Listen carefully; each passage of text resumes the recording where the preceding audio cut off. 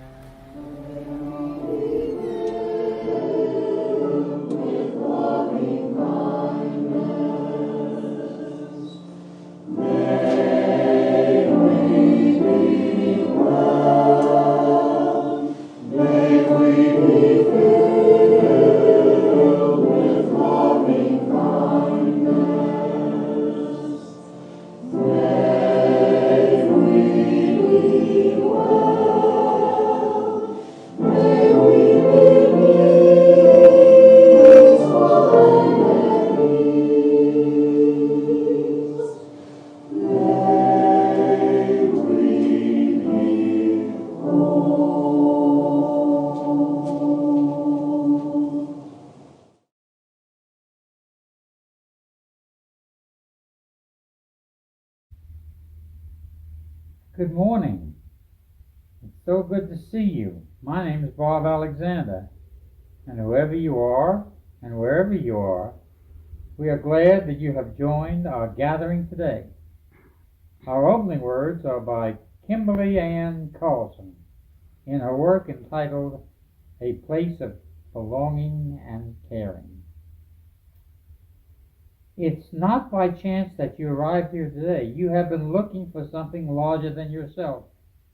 Inside of you there is a yearning, a calling, a hope for more, a desire for a place of belonging and caring. Through your struggles, someone nurtured you into being, instilling in you a belief in a shared purpose, a common yet precious resource that belongs to all of us when we share. And so, you begin to seeking a beloved community, a people that does not put fences around love, a community that holds its arms open to possibilities of love, a heart home to nourish your soul and to share your gifts. Welcome home. Welcome to worship.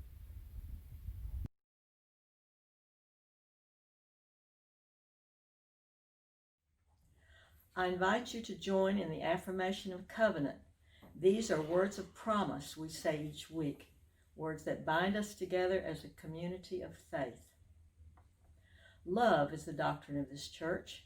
The quest for truth is its sacrament, and service is its prayer. To dwell together in peace, to seek knowledge and freedom, to serve humankind in fellowship, to the end that all souls shall grow into harmony with the divine. Thus do we covenant with each other.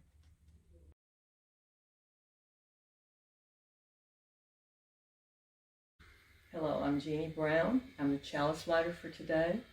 Each week we light a chalice, a symbol of our Unitarian Universalist faith. We invite you to light a chalice of your own space if you feel moved to do so.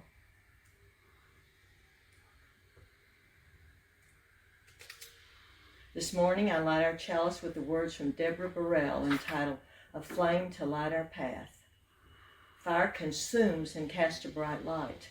May our chalice flame consume our regrets for the past, our fears about the future, and our worries about today. May it light a path for us of joy and peace.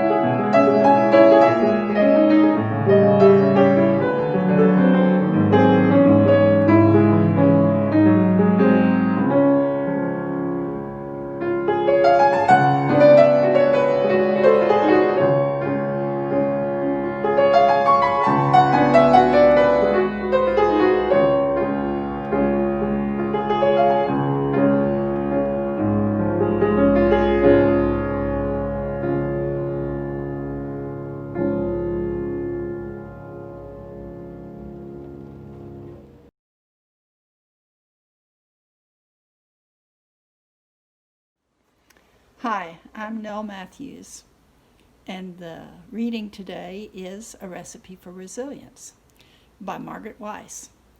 This recipe has been tweaked over time, so adjust is necessary. Sometimes it yields a bit more servings than anticipated. Sometimes it needs a bit more of this ingredient or that. It comes from generations who've gone before me, and I've added my own flavor along the way. A Recipe for Resilience. 1 part courage, 2 parts tears of failure and doubt, 1 part deep listening, 1 part each of both silence and laughter, a dash of trust, a pinch of wonder, and a heaping scoop of snacks and naps. In a separate bowl, mix together family, friends, and those who challenge you to be your best self, those with whom you disagree. Add slowly to the larger pot. Add a bay leaf for, well, whatever it is bay leaves do, and let simmer for as long as you need, which is often longer than you realize or anticipate. Keep the heat at an even temperature, hot enough to cook throughout, but not so hot it burns on the bottom. Can be served at room temperature, warm, or even cold if necessary. Serve alongside your favorite soft blanket, parrot, cat, or other soft items. Make often. Share with others. Hold on to the leftovers. You'll need them after a long day that challenges your soul.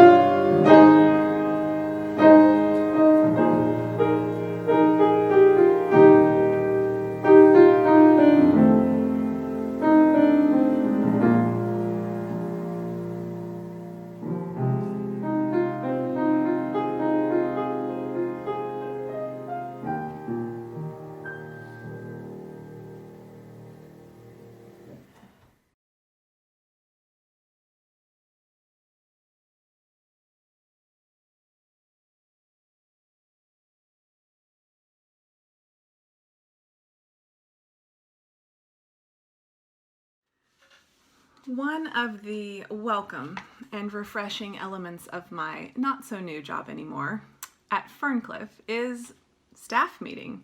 I don't know that I've ever loved staff meeting at any job I've had before, but I love them here. It's a little like church, I guess, where we're all working hard in our own areas, but once a week we come together in the flesh and meet. I look forward to them, and I feel disappointed when I have to miss one. And it is a meeting for work and business each week, but we also begin with a time for reflection, followed by personal sharing, joys and concerns, milestones and meditations. 2 weeks ago, Joel, Ferncliff's executive director, asked us to think about harbingers during our time together.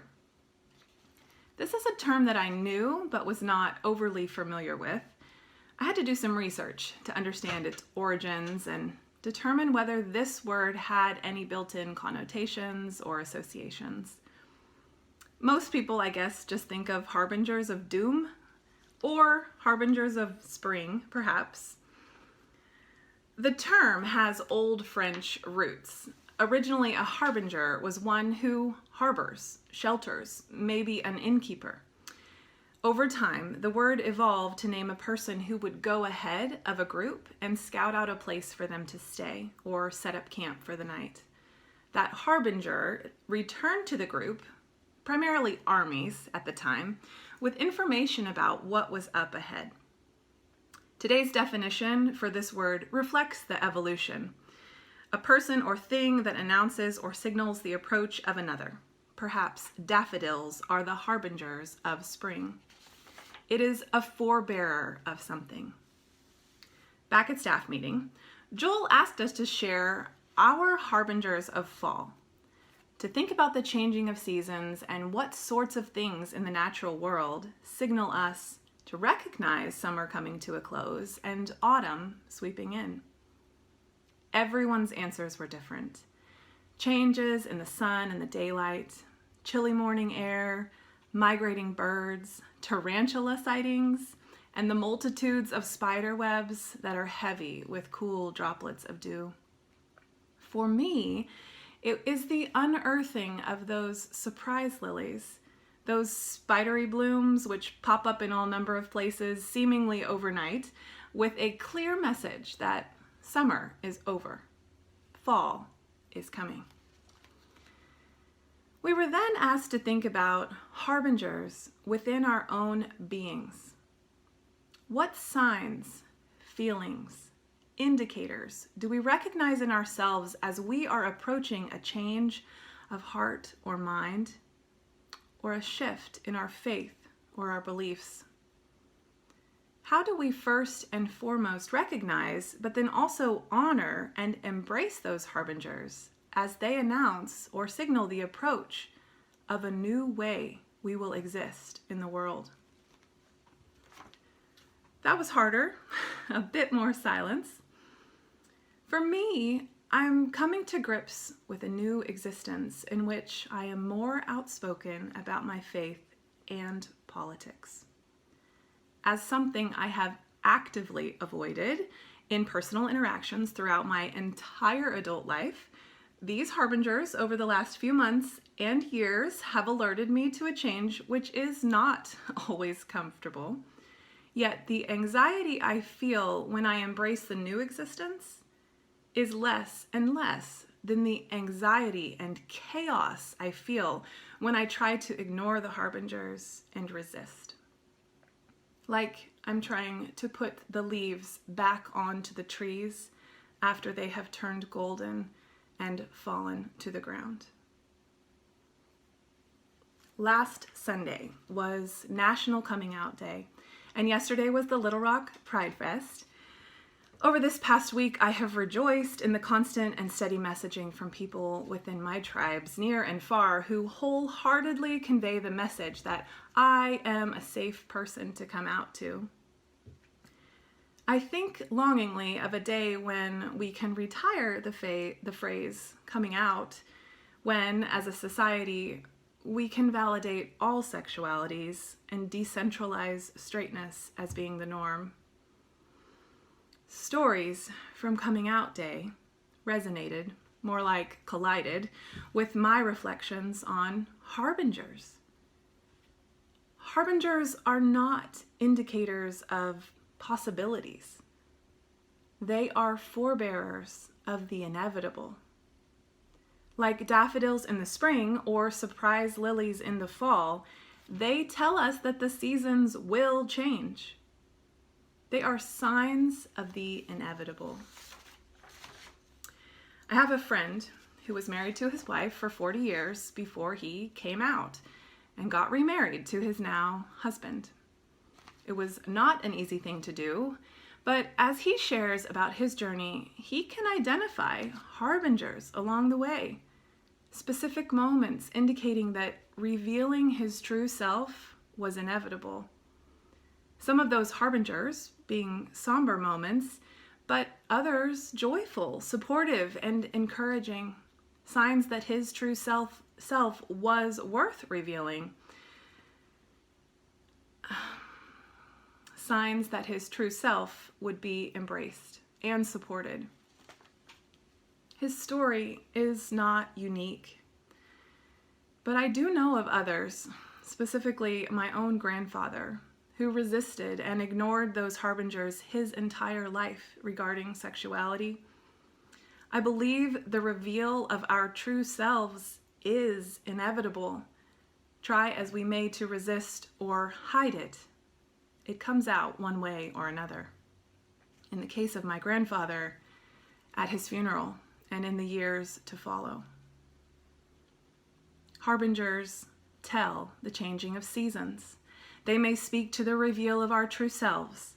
They may signal a beginning of a relationship or the inevitable end of one, even if we don't choose to accept it. Harbingers could alert us to a shift in our priorities or any number of changes that are on the horizon. Harbingers may be like the shifting of daylight over a period of time, steady and subtle, but collectively unmissable. Perhaps they're refreshing, like a chilly morning air, or shocking, like a tarantula sighting. Harbingers might be fleeting, like the passing of geese overhead, or they may reappear like a spider's web each morning, no matter how many times you brush it down. The world has changed. The idea of returning to a pre-pandemic version of life is not realistic. Our political climate is changing. Our actual climate is changing. Our social interactions with others have changed. The way we execute daily mundane tasks has changed. How are you changing? What might be changing in known or unknown ways? What harbingers are popping up around and within you? What are they telling you? Will you give energy to resisting a shift, or will you embrace the signs of change and see the encouragement within them? Will you allow for the inevitable to be revealed? I close this reflection with words I read recently from Morgan Harper Nichols. She writes, "Give energy to the things you need to give energy to. Rest when you need to rest. And through it all, trust. No matter what you are waiting for, you are not simply waiting. You are growing in your capacity to be prepared for what's to come. Feel the full weight of your losses, and also feel the full weight of your joys. Keep taking deep breaths. For there will come a time when the autumn leaves that once burned amber and gold will fold and fall to the ground. Reach out, touch the leaves, feel their colors as they burn. In the wild of the changing things, ask, what am I meant to learn? However, this message resonates. I say to you in closing, have courage. Hold on to what is true.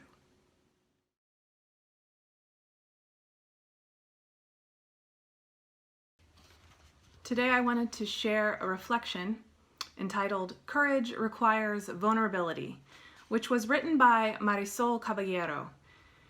Reverend Marisol Caballero, Faith Innovation Specialist in the UUA's Faith Development Office, is a native Texan who lives and works in Austin. She enjoys social justice activism, cooking, dancing, ballet, folklorico, gardening, and traveling with her pup Diego. She is currently serving as DRUUMM, a Unitarian Universalist People of Color organization, as coordinator of the Global Majorities Collective, which is a UUPOC project. Her words: "Though we tremble before uncertain futures, may we meet illness, death, and adversity with strength. May we dance in the face of our fears," writes trailblazer Gloria Anzaldúa, who knew a thing or two about courage. Courage requires both vulnerability and careful strategy. Like other people of color, I don't often show my full self in mostly white company. I am guarded, not inauthentic, because the me that has learned to navigate mostly white spaces is a part of me. It just isn't my whole self. To bring my full self would risk being misunderstood. More than that, I would risk re-inviting more harmful words and behaviors into my day, and already each day is an exhausting dance of negotiating interactions and conversation. Hundreds of times a day, I must ask myself, how much of me do I allow this person or group to see? How much of that decision is about risking vulnerability, and how much about it is about self-preservation? Does withholding my full self alleviate the discomfort of another, or does it bring me closer to my true freedom? Who benefits from this risk more? Courage is not demanding safety when confronting the annoyance of having one's haughty and long-held answers questioned. It is incompatible with despair. Courage is not becoming defensive or insisting upon being viewed as an individual when the privileges of membership in a dominant group are brought to light. Rather, courage recognizes that growth insists on a willingness to be utterly transformed. Courage is not believing that anyone is helping or coming to the assistance of members of marginalized groups. Rather, it is recognizing that the need to play savior comes from a societal brainwashing caused by systems that convince some they are superior over others. Courage is seeking one's own liberation from these lies, knowing it will require a relinquishment of power and an admittance that they've been bamboozled. Courage does not require perfection from us or airtight plans or even expertise. I'll tell you what courage does require. Courage requires taking great risks while stepping into the unknown. It takes no courage to shut one's mouth, to step aside or listen when needed. The only thing at risk here is one's ego, a self-identity built around the myth of superiority. Courage does not ask us to stop trembling. It asks us to find ways to incorporate our trembles into our dance. Courage, the faithful companion of hope, is sticking around when we and us are spoken in contexts that clearly don't mean me.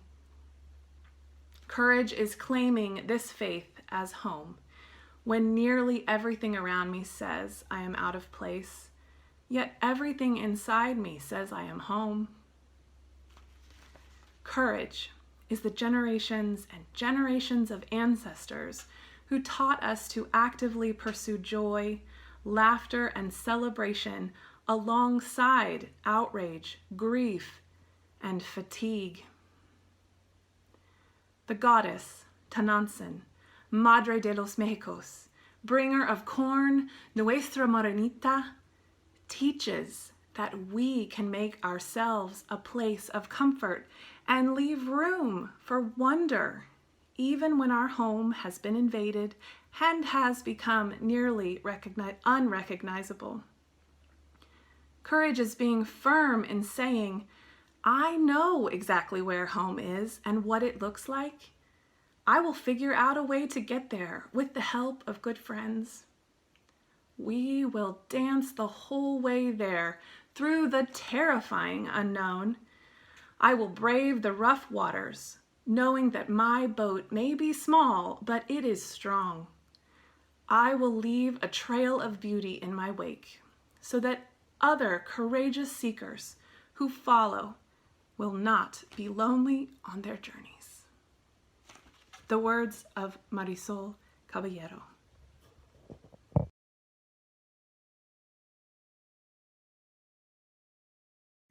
Thank you for joining us in worship today. Thank you to everyone who contributed, to those who wrote and those who spoke, to our musicians, and to John Perez, especially for serving as our technical producer, and also to you for being part of this community of faith. As is our custom when we close worship, we speak these words of hope together.